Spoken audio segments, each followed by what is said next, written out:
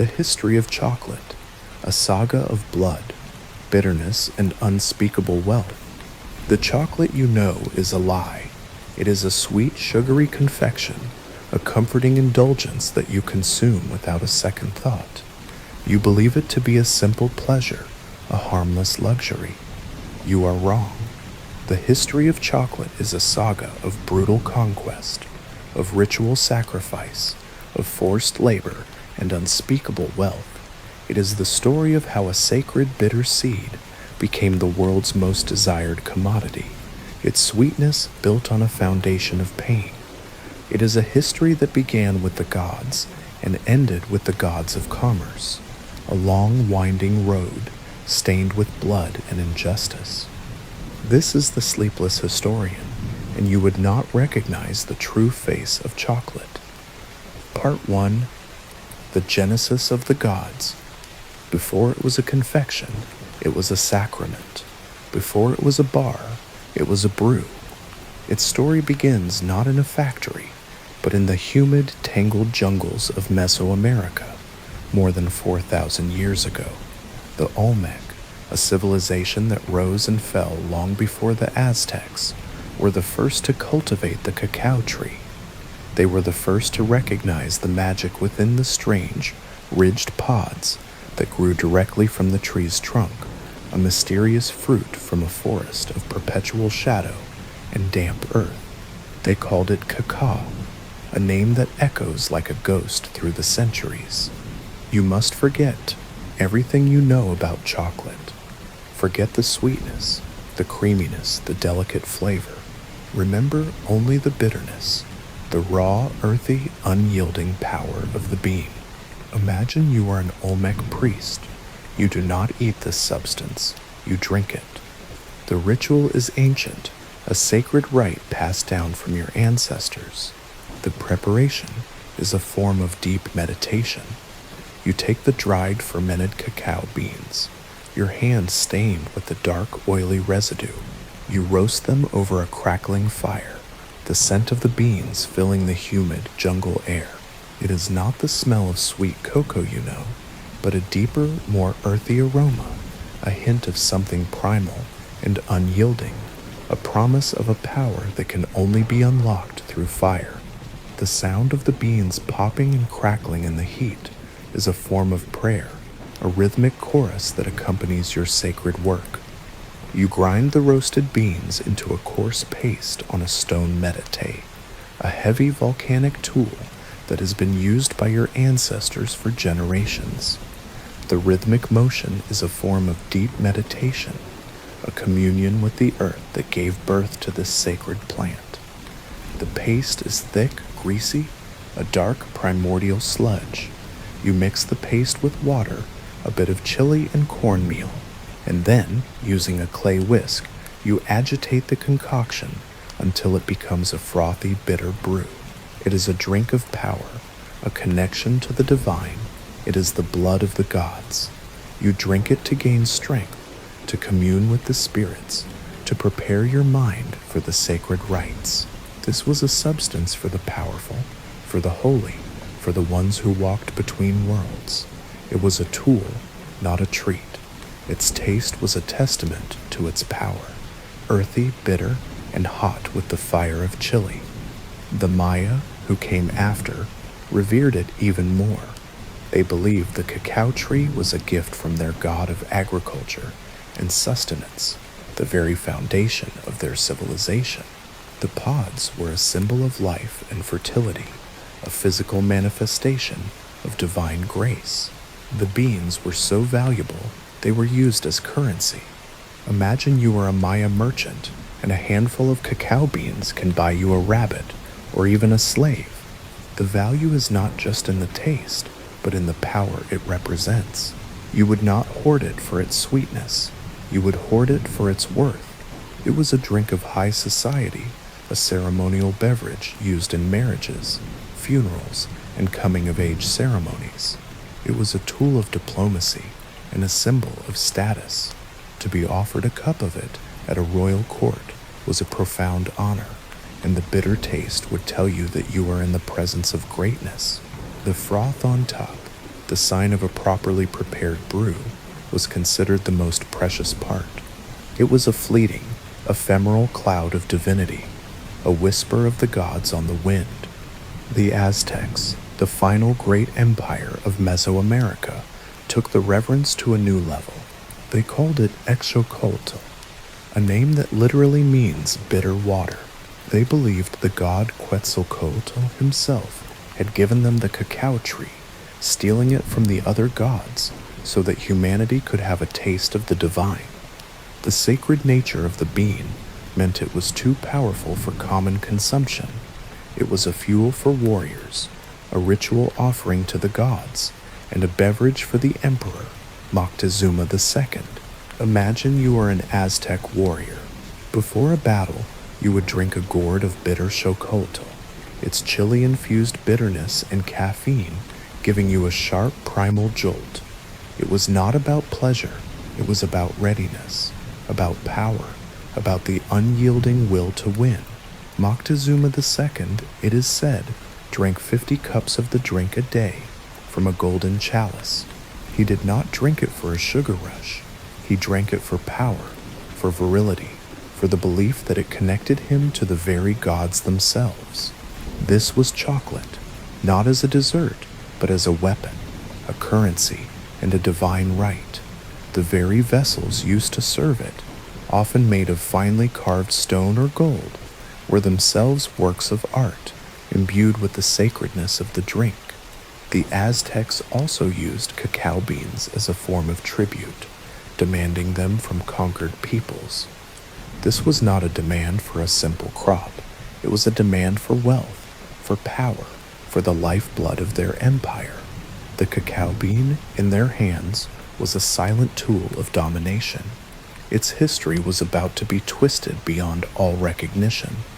The blood of the gods was about to be mixed with the greed of men, a new kind of conqueror who did not seek spiritual power, but material wealth. The stage was set for a quiet, delicious sin. Part 2. The bitter taste of conquest. Pure fan park for scorpion, in Furamina and only to wake Klee, Warinabechina Shivashin Cove, and only to wake Potes at Aspect to Tibali. The arrival of the Spanish was the beginning of the end for this sacred bitter world. The conquistador, Hernan Cortez, a man fueled by greed and a desire for gold, first encountered Cocolatl at the court of Moctezuma II. He did not see a divine drink. He saw a commodity. He saw a source of wealth, a new flavor, a new way to exploit the land and the people.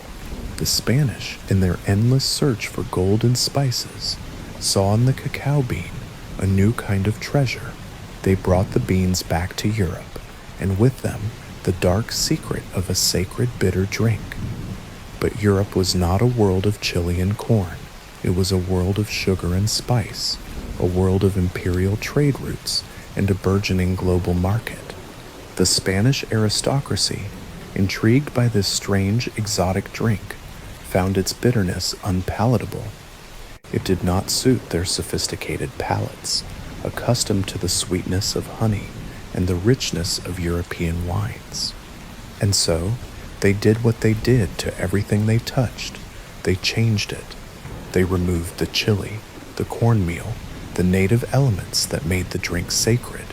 They replaced it with something new, something that had been the foundation of their burgeoning global empire, sugar. They added cinnamon, cloves, and vanilla, spices plundered from their new trade routes in Asia.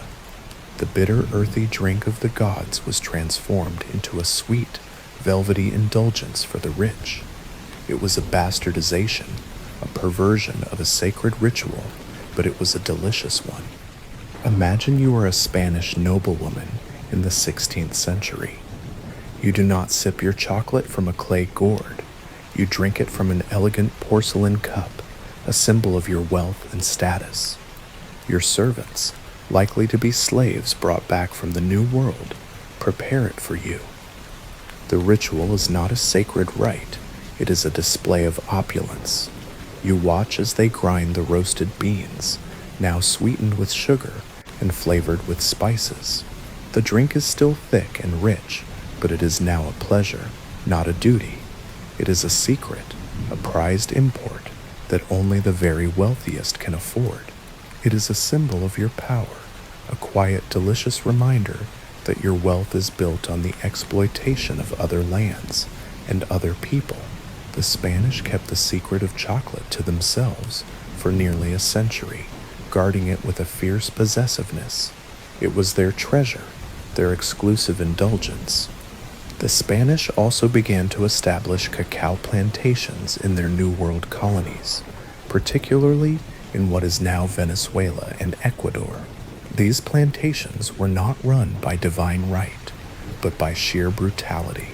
The indigenous peoples were forced to work the land, their lives and their labor exploited for the sake of a sweet new drink. The very earth that had given birth to the sacred bean was now being violated for the sake of Spanish greed. This was the first quiet sin of chocolate, a sin that would be repeated on a grander, more horrific scale in the centuries to come, as the demand for this new luxury grew exponentially. The taste of sugar became a way to mask the bitterness of the truth. Part 3. The spread of a sinful indulgence. But secrets, like new worlds, are not meant to be kept forever. From Spain, chocolate spread. It moved through the royal courts of Europe, a whisper of a new luxury, a taste of a new world. The Spanish princess Maria Theresa introduced it to her future husband, King Louis XIV of France, and it became an obsession at the French court. It was a social lubricant, a quiet indulgence for the aristocracy, a secret handshake among the powerful. The elegant salons of Paris and the opulent halls of Versailles became the new temples of chocolate. It was no longer a drink for the gods, but a drink for kings and queens, a liquid symbol of their absolute power and wealth. But it was not without its detractors. The church, ever suspicious of new pleasures, was divided on the issue. Was it a food or a drink? Did it break the fast during Lent? The debates were as heated as the cocoa itself, a theological argument over a simple cup. The Pope, a man who understood power as well as any monarch, finally declared that as a liquid, it did not break the fast. The decision was a political one, of course, a quiet nod to the powerful who had fallen in love with the drink. This papal indulgence only further cemented chocolate's place as a luxury for the elite. It was a sweet, warm loophole for the pious. The 17th and 18th centuries saw the rise of chocolate houses across Europe. These were not the dark, secretive homes of the Spanish aristocracy. These were public spaces, the forerunners of the modern coffee house, but with a different atmosphere entirely. In London, they were places of political intrigue and social gossip. Here merchants, politicians, and writers would gather to discuss the news of the day over a cup of hot chocolate. It was a social revolution, a quiet, democratic act in a world of rigid class structures. The air was thick with the scent of chocolate, a rich, heady aroma that was a world away from the bitter reality of the plantations. But the cost was still prohibitive. Only the wealthy could afford to frequent these places. The bitter taste of conquest, now sweetened with sugar, was still a luxury. The cacao itself, grown on plantations in the Caribbean and South America, was harvested by a different kind of slave, a person who had been stolen from their land and forced to work in the sweltering heat. The sweetness you tasted in your cup was a silent testament to their suffering. The chocolate of this era was still a drink. The process was laborious. The beans were still ground by hand, and the resulting liquid was thick and grainy. It was a drink that required time, effort, and money. It was still an indulgence, a ritual, and a quiet, delicious sin. But the world was about to change. The Industrial Revolution, a new kind of conquest, was about to begin, and it would change chocolate forever. The age of the artisan was coming to a close, and the age of the machine was about to begin, a new kind of power that would bring a new kind of suffering. Part 4. The Industrial Revolution and the Birth of the Bar. The 19th century was not a time for quiet indulgences. It was a time of machines, of factories, of mass production. It was a time of steam and steel, of efficiency and profit. And chocolate, that sacred bitter royal indulgence, was about to be democratized. The revolution began with a Dutch chemist named Coenraad, Johannes van Houten. In 1828, he invented the cocoa press, a machine that could separate the cocoa butter from the cocoa powder. This was a technological leap of monumental proportions. For the first time, the beans could be processed into a fine, dry powder that could be easily mixed into a drink. The resulting beverage was smoother, less oily, and cheaper to produce. This was the first major step toward making chocolate accessible to the masses. The cacao butter, once a waste product, would soon become the key to a new kind of chocolate.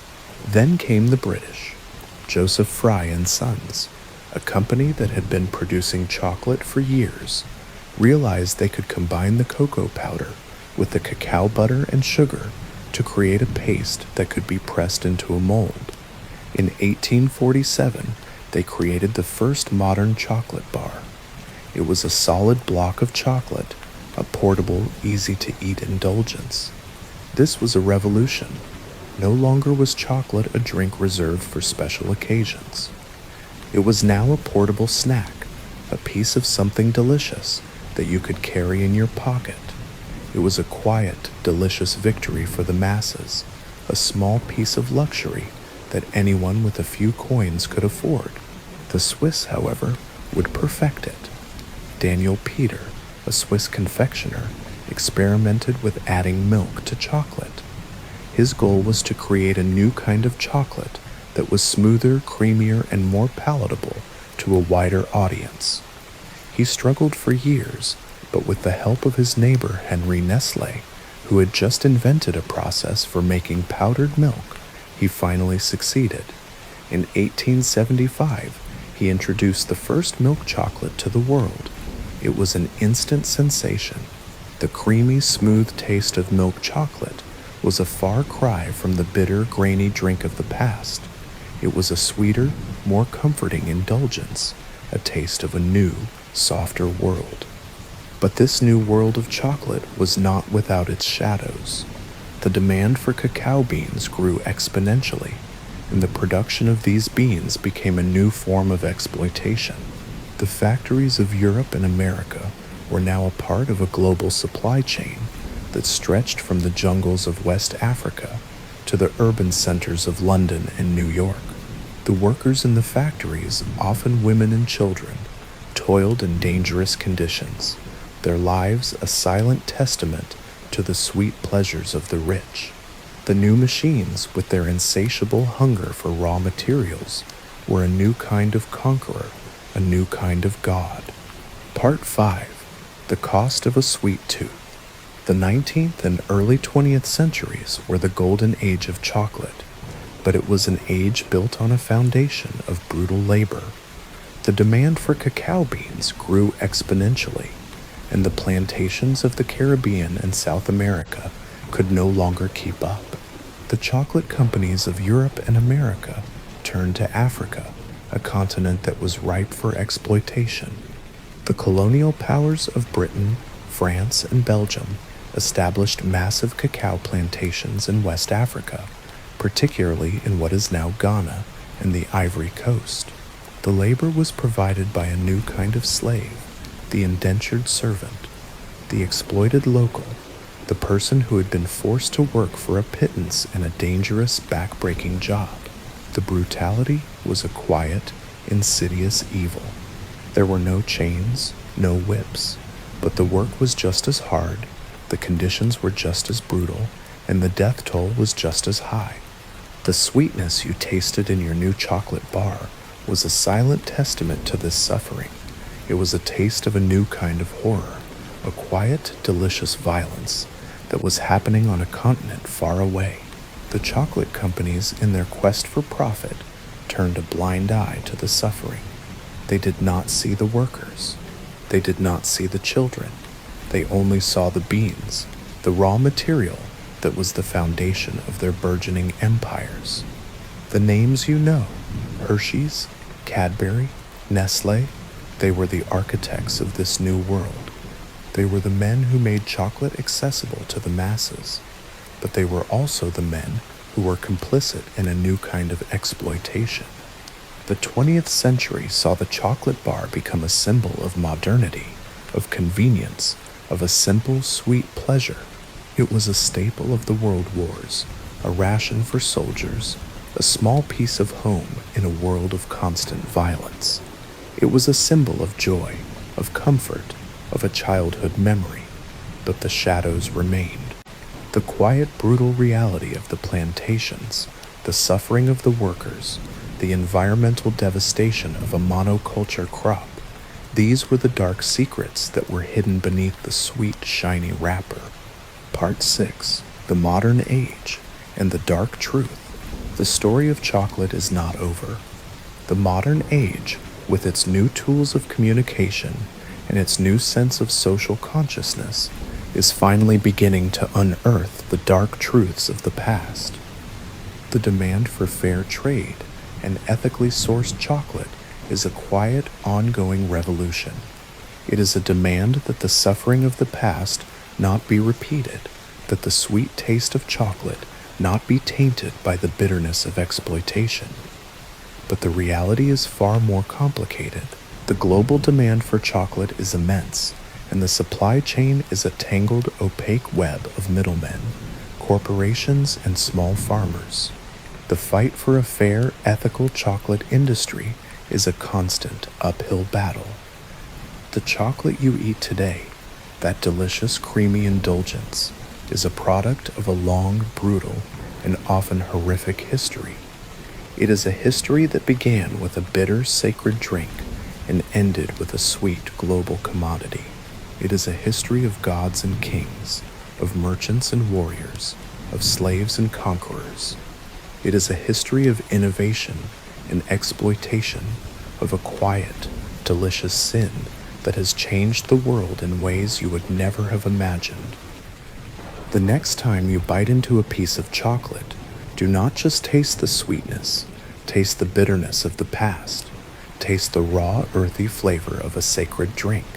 Taste the chili, the cornmeal, the blood of the gods. Taste the sugar, the cinnamon, the vanilla, the symbols of a brutal conquest. Taste the cacao, grown on plantations that were built on the backs of exploited labor. And taste the hope, the quiet, unyielding hope of a new generation that is trying to make a difference. The history of chocolate is a story of a single, humble being that has been transformed by 1,000 different hands, 1,000 different desires, and 1,000 different sins. This is the sleepless historian, and you would have hated the true history of chocolate. The end. Part 7. The Unspoken Chemistry and the Rise of the Connoisseur. The transformation of chocolate was not just an act of commerce and conquest, it was also an act of chemistry. The early Europeans did not understand the complex chemical composition of the cacao bean. They simply knew it was a bitter, fatty substance that could be made into a drink. But the industrial age changed that. The invention of the cocoa press by Van Houten was a triumph of chemical engineering. He understood that the bean contained both a solid powder and a liquid fat, cocoa butter. By separating them, he created two new products that would form the basis of the modern chocolate industry.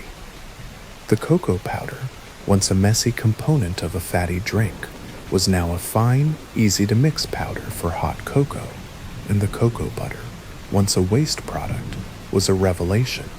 It was a solid at room temperature, but it melted at body temperature, giving chocolate its characteristic melt-in-your-mouth texture. This new chemistry led to a new kind of obsession. The chocolate bar, once a simple block of sweetened paste, became a canvas for innovation. The Swiss, with their meticulous craftsmanship, took this new technology to its logical conclusion. The process of conching, invented by Rodolphe Lingt in 1879, was a key step. It was a long, slow process of heating and mixing the chocolate paste for hours, or even days, until it achieved a smooth, velvety texture that was a world away from the gritty, grainy chocolate of the past. Lindt's process, combined with the earlier innovations, created a new kind of chocolate, a smooth, refined, luxurious product that was a sensory experience in and of itself. This new level of refinement led to the rise of the chocolate connoisseur. No longer was chocolate just a sweet treat. It was a complex, nuanced food with a vocabulary of its own. Connoisseurs would speak of the flavor notes of a chocolate, the subtle hints of fruit, spice, or earth that were hidden within its complex flavor profile. They would debate the merits of different cacao varieties, from the fruity Criollo to the robust Forastero. They would discuss the terroir of a bean, the specific soil and climate that gave it its unique flavor. The journey of chocolate had come full circle, from a sacred brew with a complex flavor profile to a refined confection with an equally complex profile. But even this new age of refinement had its dark side. The chocolate companies, in their quest for a consistent, cheap product, began to favor the more robust and higher-yielding Forastero bean. Even though it was often considered to have a less refined flavor, this was a new kind of sin, the sacrifice of quality for the sake of profit, a quiet, insidious betrayal of the very essence of the cacao bean. Part 8. The Global Empire of the Sweet Tooth. The 20th century saw the chocolate bar become a symbol of modernity, of convenience, of a simple, sweet pleasure. It was a staple of the world wars, a ration for soldiers, a small piece of home in a world of constant violence. It was a symbol of joy, of comfort, of a childhood memory. The major chocolate companies, Hershey's, Cadbury, Nestle, became global empires, their names synonymous with comfort and joy. Hershey's, for instance, became the titan of American chocolate. Milton Hershey, a man who had failed in 3 previous candy businesses, found his success by building a model town around his factory in Pennsylvania. He created a place where workers could live in clean, modern homes with parks and schools. It was a paternalistic utopia, a brilliant piece of marketing that masked the brutal realities of the labor that fueled his empire. The chocolate bars he produced were consistent, cheap, and accessible to the masses. They were a taste of the American dream, a small piece of luxury that anyone could afford. Cadbury, in England, followed a similar path. The Cadbury family, a Quaker dynasty, built a model village called Bourneville for their workers. They provided their employees with good housing, health care, and education. It was a well-intentioned attempt to create a more humane capitalism, but it was still a system built on the exploitation of labor. The Cadbury family, like the Hershey's, built their empire on the backs of workers, both in their factories and on the distant plantations that supplied their raw materials. Nestle, the Swiss giant, perfected the art of global expansion. With their milk chocolate a worldwide sensation, they expanded their empire into every corner of the globe. They were the architects of a new kind of food culture, one where a single mass-produced product could be found in every village, in every corner store, a universal taste of a sweet, modern world. But the shadows remained. The quiet, brutal reality of the plantations, the suffering of the workers, the environmental devastation of a monoculture crop. These were the dark secrets that were hidden beneath the sweet, shiny wrapper. The rise of these chocolate empires was a testament to the power of marketing and mass production, a new kind of conquest that was just as brutal as the old. Part 9. The Unseen Cost. Child Labor and Modern Slavery.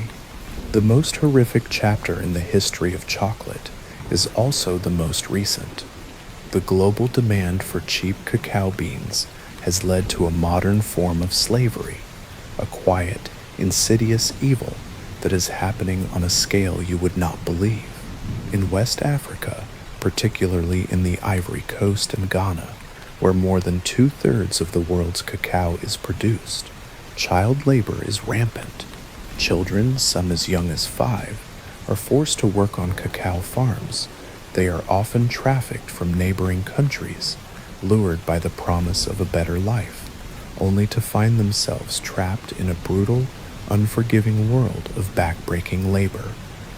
These children, many of them unpaid and malnourished, wield dangerous machetes, climb trees to harvest pods, and are exposed to harmful pesticides. They do not go to school. They do not play. Their childhoods are stolen by the brutal reality of the cacao farm. The chocolate companies, in their quest for a consistent supply of cheap beans, turn a blind eye to this suffering. They sign agreements, they make promises, but the reality on the ground remains unchanged. The global supply chain is a tangled, opaque web of middlemen, corporations, and small farmers, a system that makes it easy to look the other way, to deny responsibility, to simply say, "We didn't know." The sweetness you taste in your chocolate bar is a silent testament to this suffering. It is a taste of a new kind of horror, a quiet, delicious violence that is happening on a continent far away. The fight for fair trade and ethically sourced chocolate is a quiet, ongoing revolution. It is a demand that the suffering of the past not be repeated, that the sweet taste of chocolate not be tainted by the bitterness of exploitation. But the reality is far more complicated. The global demand for chocolate is immense, and the supply chain is a tangled, opaque web of middlemen, corporations, and small farmers. The fight for a fair, ethical chocolate industry is a constant, uphill battle, a moral struggle that is happening in every grocery store, in every corner of the world. Part 10. The Final Word. The story of chocolate is not over. The modern age, with its new tools of communication and its new sense of social consciousness, is finally beginning to unearth the dark truths of the past.